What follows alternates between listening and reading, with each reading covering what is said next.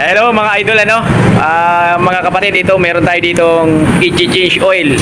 Ang unit natin gagawin ay Nissan Navara, ayan, PMS, pre-check up, syempre. Bubuksan na muna natin yung takip ng langis. So i-share lang natin paano tayo dito mag PMS or mag change oil, mga boss. Ito, bukunin muna natin ang flashing oil. So ito mga boss, i-share lang natin paano tayo mag change oil.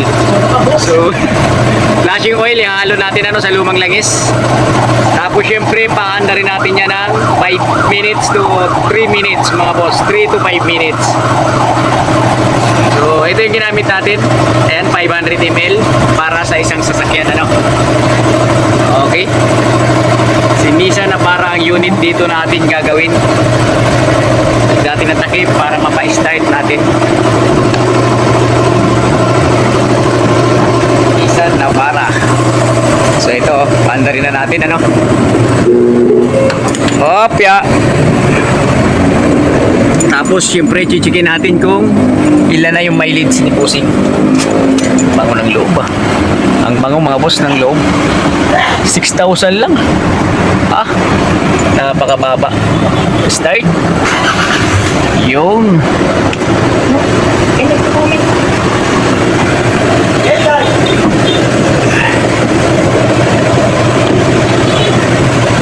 So ang milyahe ay 6,000 lang. 141. Ayan, So grabe mga boss, pinapalitan yung headlight, tail LED. 4 na piraso. Tapos may tail light. Napakaganda ng harap. Grabe, So subukan natin pailawin, Pailawin natin.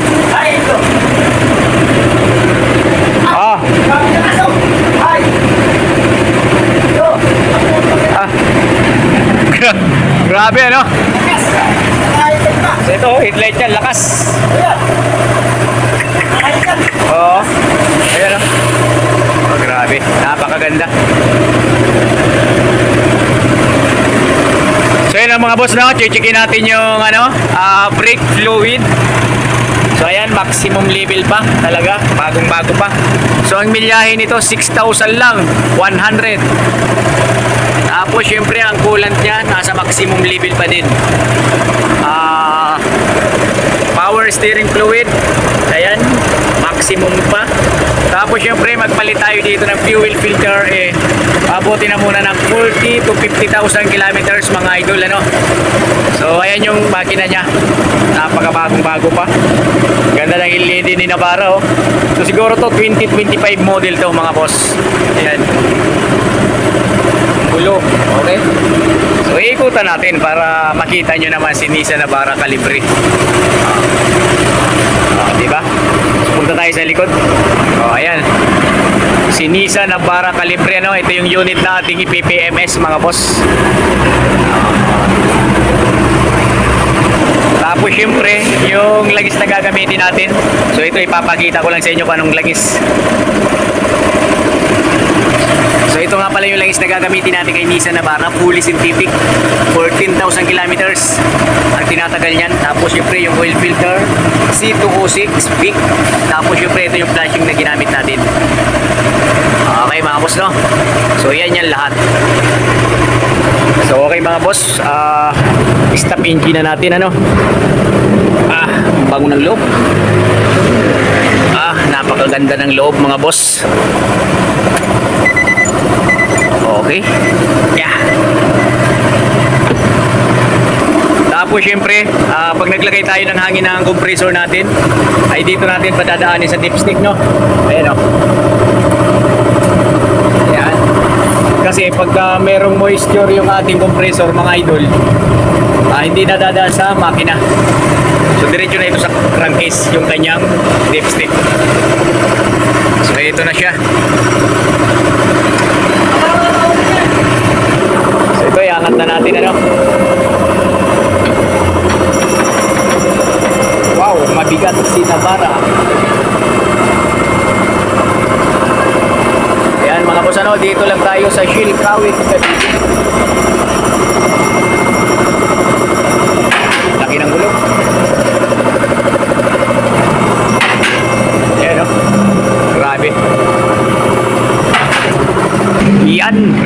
bossing, mga idol. Kinamay lang ng kasama ko, kamay lang ang ginamit pagpihit ng tornilyo. Lupit. Okay, di ba? Bossing namin, idol pa. Saan sila nun? Ay, tapos na, konting pasilip lang sa ilalim. Bagong-bago pa, transmission. So, automatic transmission, ano? Ayan, o. Pag nagpalit ka ng transmission fluid, ito. Ayan, o. Ayan. Si Nissan Navara, tapos yung oil filter ayun sa taas. Yun. Oil filter. Medyo may itim na rin pala. Alas na yung soil nito, boss. Ano pa ito? Oo. Tapos ito yung rack and pinion niya. Napakabilis lang tanggalin kung sakaling magre-repair ka. Di ba? Walang kahirap-hirap. Nyo, barilin mo nga nyo yung mga gulong. Check up, check up. Kasama sa ano yan. Tayo mga boss. Dito sa atin, ito ang mga binabalik-balikan dito. Si idol ninyo.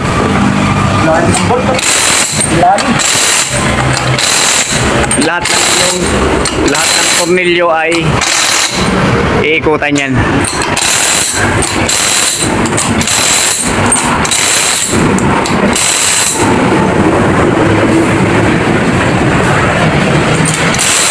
Di ba? Sus! Ganun lang kasi. Mayroon ba sa iba niyan? Wala.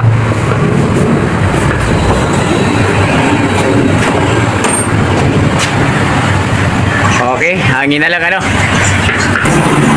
So ayan, ito yung sinasabi ko sa inyo, ano, yung hangin natin na yon, yung hose ay diretso sa crankcase. Ito yun, no, papakita ko sa inyo para maniwala kayo, ano, mga busing, mga kapatid. Ito ilawan natin. Ayan, hanginan na yan. Ito yun. Ito yung dipstick. Ayan. Ayan, tubo na yan hanggang sa taas. Di ba? Crankcase. Diretso na siya dito. Ito yung crankcase. Kaya doon natin nilalagay yan, para diretso na siya dito sa tangke na to. Oil pan kung tawagin to. Crankcase ng langis. Di ba? Konting pasilip uli. Pagka naglalagay tayo ng hangin ng compressor, para safety ang ating engine kung sakaling merong moist or tubig. Di ba? So dito na yan. Hindi nadadaan doon sa ibabaw ng mga makina niya, sa mga valve, para hindi kalawangin, di ba? Napaka-basic lang. So ang starter niya pala, ito katabi ng dipstick. Starter ni Navara.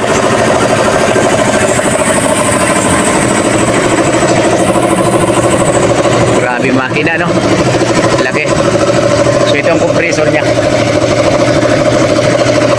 Laki ng suspension.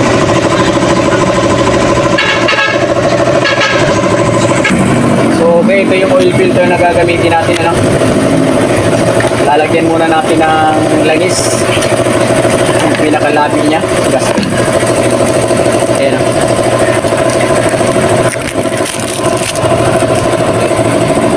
Ito yung lalagyan natin ng langis para sigurado napit-napit doon sa paglalagyan natin.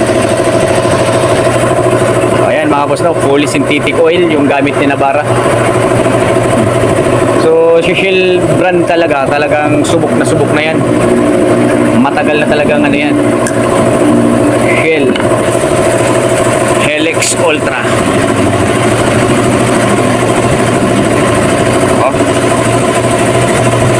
Zero W40.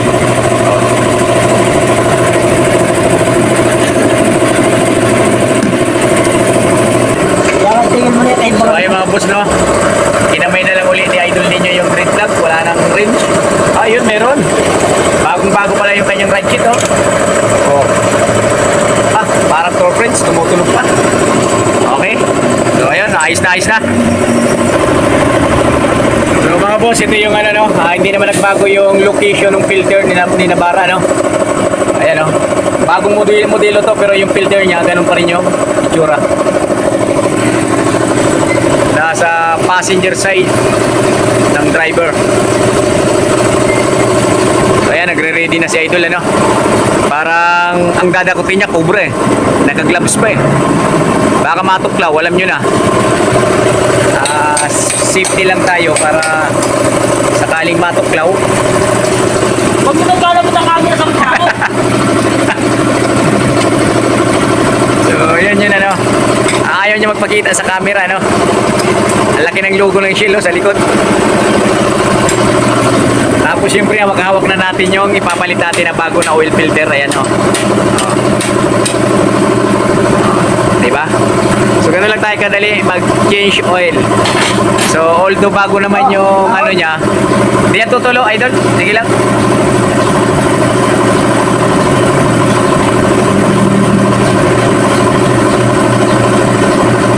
Okay. So ayun, lalabas na yung bago, ano? Bagong filter. Uy! Dako-dako. Original filter pa to, ah. Nissan pa, ano to, product, ah. Ay.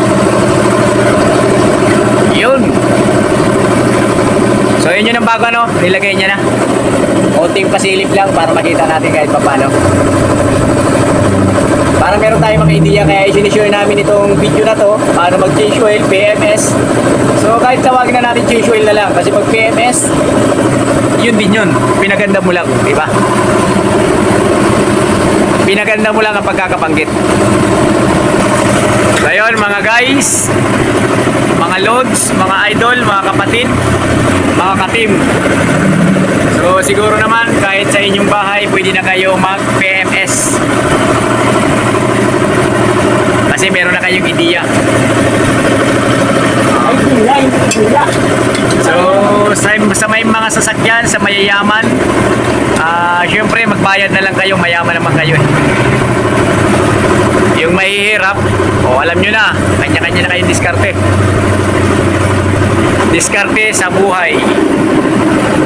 So okay, makita natin na masikip na siya. Ayun. Ayos.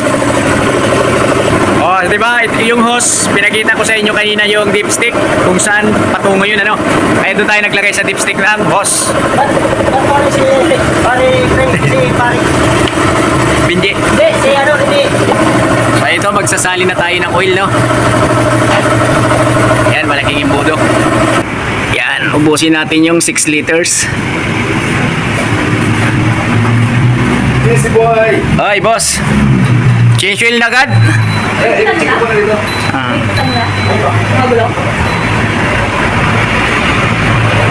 Okay na nyo, ano muna, no? Okay.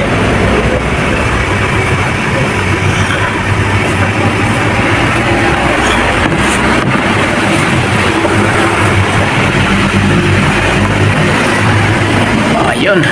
Ayos. 6 liters. Balik na natin ang takip. Ito, ang matang dito. Hangin mo rin. So ito, checkin din natin yung air filter. Iyon. Yes. Bagong-bago pa talaga. Ay, dalawa doon ba kayo? Taga-nahin kayo, di ba? Oo. Pero, So yan mga boss, no? Binalik na yung air cleaner na bago. Bago pa naman dahil hindi pa nagamit masyado. Tapos konting punas-punas na lang to. Okay? So ganun lang kadali mag-change oil, napaka-basic.